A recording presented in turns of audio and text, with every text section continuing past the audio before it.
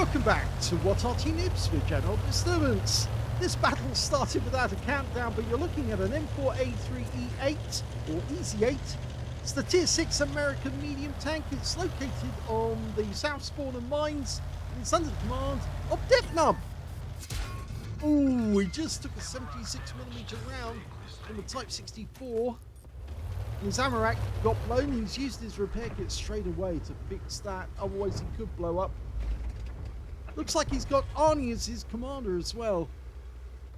Okay. This is the most widely produced Sherman during the war. It actually was known as the M4A3E8 close brackets HVSS.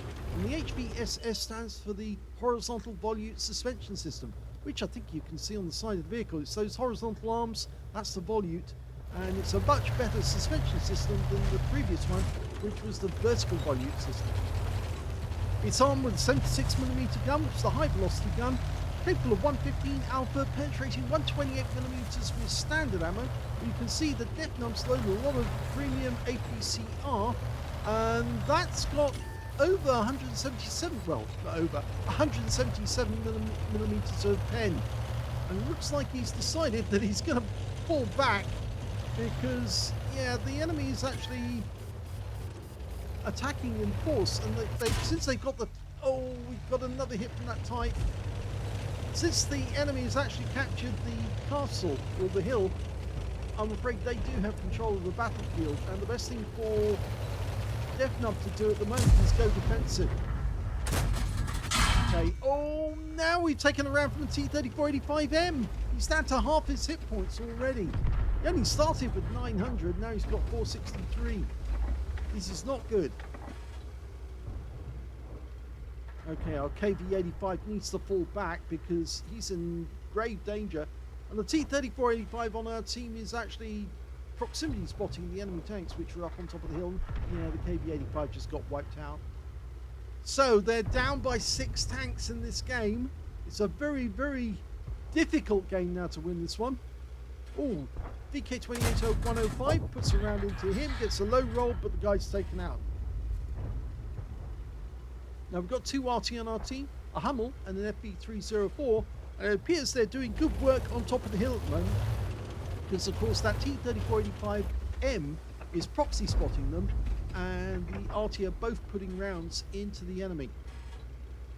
So far, we haven't got a kill, but I am hopeful.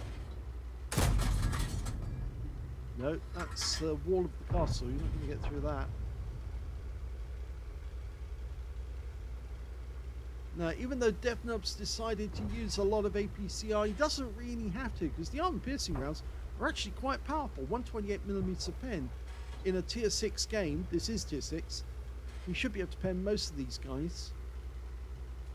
We've got a top 2 coming down the east side of the hill. Hasn't really got a shot from here on that guy.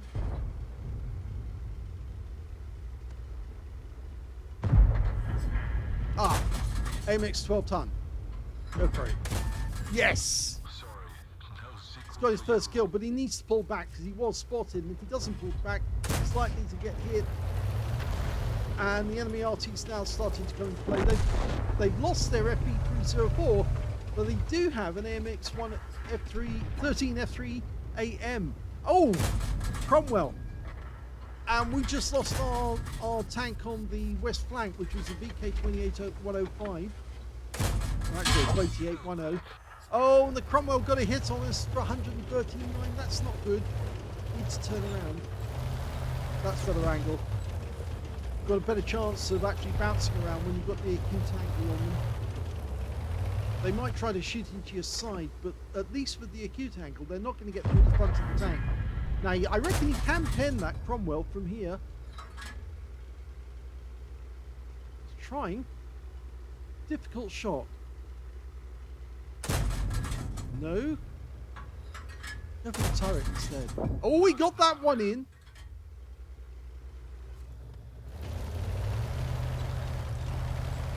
Now, I said this Easy 8 was actually produced by the Ford company. And they made them at Fisher Tank Arsenal in Detroit. over 1,400 of them, if I remember correctly. And a 500 brake horsepower engine. It was an 18-litre engine. Oh, T-3485. Get him. Nice one through the turret. Yeah, he's got it covered, but he managed to get another one in. Watch out for the Cromwell. He's managed to make his move, and he's got across the water now. It was a V8 engine. It was actually an aero engine made of aluminium, or the aluminium block.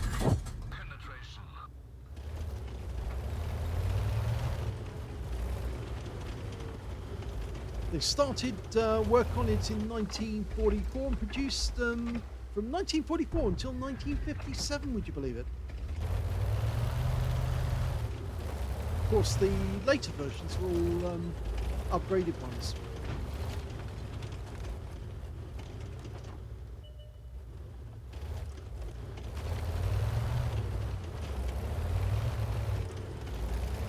Now, along with the 76mm gun, the M4A3 had a welded construction, so it wasn't cast. It's a welded body. And with the HVSS, it actually had a longer body than the standard M4s that they actually started the war with.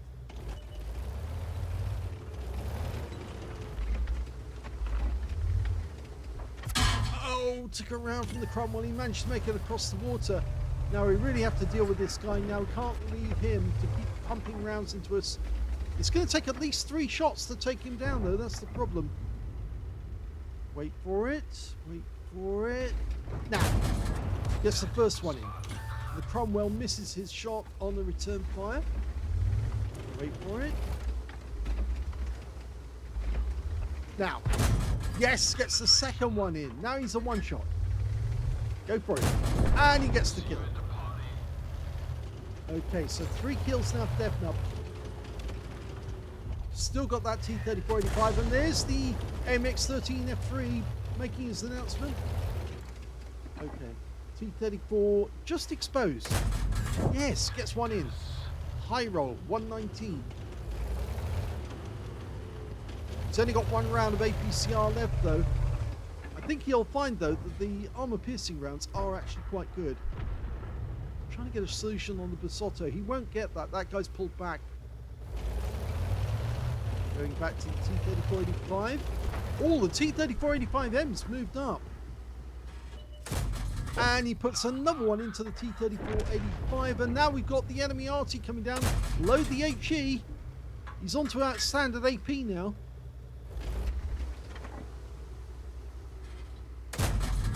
Missed on that shot. The HE rounds are actually capable of 185 alpha and penetrate 38mm of armor. The armor on the MX-13F3AM is very thin, so he would easily get him with an HE and pen him. Gets 2 shots in. No, he's going to pull back behind the rock. Okay, so just have to worry about him later. He's not going to be able to shoot us while he's behind the rock. Can't loop the shell up over that rock, so we're safe from him. There's that T-3485 again. The enemy lost their T-3485M. So far from being 6 down on the enemy, we're actually now just 1 down on the enemy. They've got 4, we've only got 3. Luckily, the 3 we've got are the box tank and the FV304. Oh, just missed him.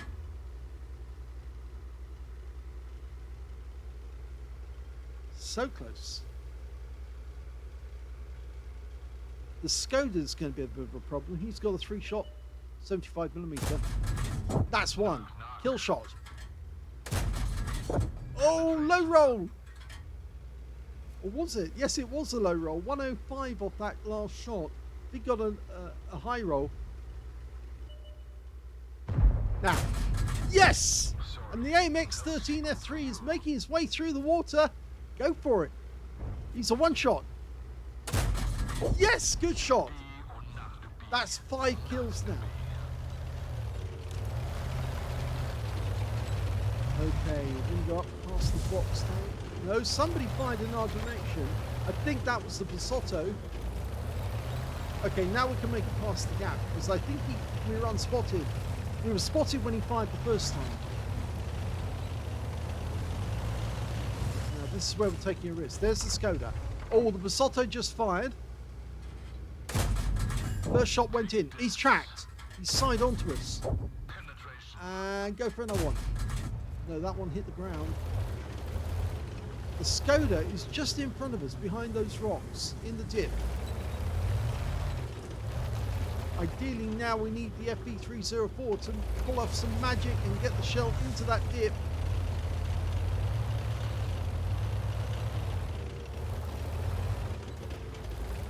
Okay, nicely across without any damage. The Basotto's been spotted again. Hello. He hit him, but he actually hit the tracks. That one went in. And luckily the Skoda's just got taken out by the box tank. He tried once too often and he got spotted. And he got nuked by that 13cm gun. Okay, so it's now trying to get the Basotto. It's the last enemy up in the castle grounds. Blind firing him now. Plenty of ammo. But I don't think the Basotto will be up near the bushes now. If I was in the Basotto, I'd actually go right to the back of the castle, the north end of the castle, demount off the hill, and then try and pick an ambush point. Okay, box tank's decided he's going to go up by the west flank. Deathnub's decided to join him. It'd be nice if he could get the top gun. He's already potentially got the high caliber, 20% of the enemy hit pool. He's been spotted. Okay, so the enemy can see him. He is at the bushes. Okay, knock these ones down. Some cover. Just wait here for a second. Okay, now we can move. Box tank's going to go up into the castle grounds. Waiting here. Oh, there's the Basotto. Oh, the box tank was ready for him and took him out, and that's a victory.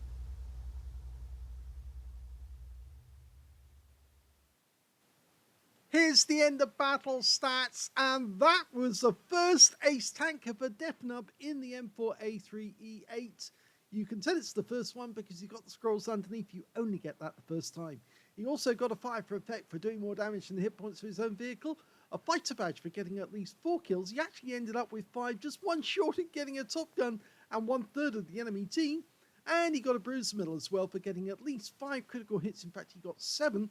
And he did get the high caliber for dealing the most damage in that game overall. And his win rate was 11,731, which means that, yes, he was doing far more damage than was expected of an easy 8 in that game. Let's have a look at team score. Well, the highest damage was 2,538 hit points from Deathnub. And the second highest damage in that game actually came from Basotto up on top of the hill. He got 2,225. And the third highest damage went from the FV304. So he was pumping those shells into the enemy tanks on top of the hill and gaining a lot of hit points out of the process. The highest number of kills, well, that also went to Deathnub. He got 5 kills. So did the box tank. And the box tank actually picked up a tank sniper in that game as well. When it came to third, well, that's the Basotto and the T-3485M on the enemy team. They both got 3 kills apiece. And when it came to base XP, yep, Deathnub got that one as well. So he's got the top in all 3 columns. 1,282 for Deathnub. 1,044 went to the T-3485M on his team. And they were the only 2 that managed to get over 1,000 because the box tank was actually at 905. Deathnub fired 42 rounds in the game. 27 of them were direct hits and 26 of them penned. 2,534 hit points of damage, of which 1,724 were at more than 300 meters. He received 6 hits from the enemy, though.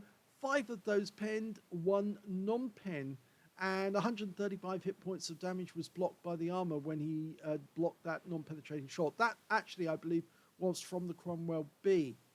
4 enemy vehicles spotted, 8 enemy vehicles damaged, 5 killed, And he earned 42,072 credits from the battle, but after repair, ammunition, resupply, and consumables, considering he fired so much APCR, he actually ended up with a loss of 54,358 credits profit. That's why it's really advisable to use the armor-piercing rounds on the M4A3E8, because if you use the APCR, you are going to end up out of pocket at the end of the game.